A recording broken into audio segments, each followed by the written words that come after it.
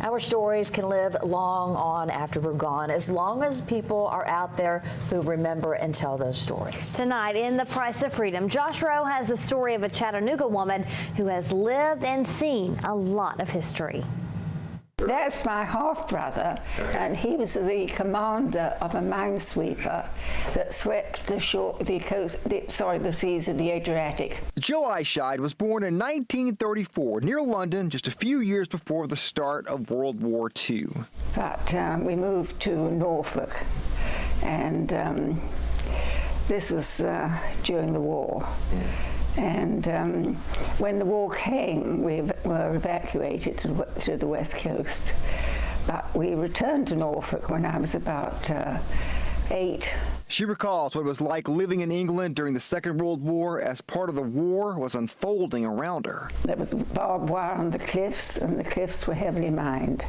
The beaches were mined. Some things were similar to here in the U.S., such as rationing, and some things were completely different. She told us the story of being on a golf course with her father and hearing planes pass overhead. They were flying just very, very close above us, and so close I could see the pilots' faces, could see the numbers on the planes.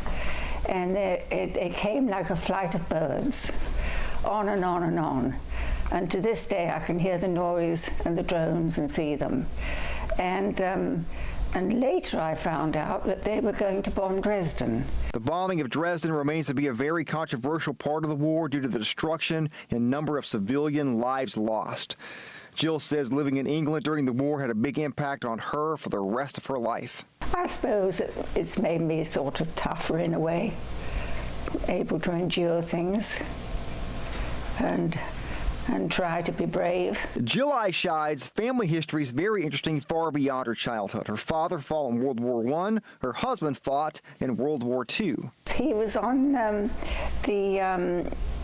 the ship that scooped President Bush off the island. President George H.W. Bush was shot down during World War II. Jill's husband was on the submarine that rescued him. Jill was a teacher for most of her life, teaching all over the world. She came to the U.S. in 1967, and she's been here in Chattanooga for decades. She's 85 now. She says as she's grown older, the more she remembers. I think as you get older, too, you look back and you remember things more from your youth than you do recent occurrences. At least I certainly do. Josh Rowe, News Channel 9. And to see any of our Price of Freedom stories, go to the features section of NewsChannel9.com.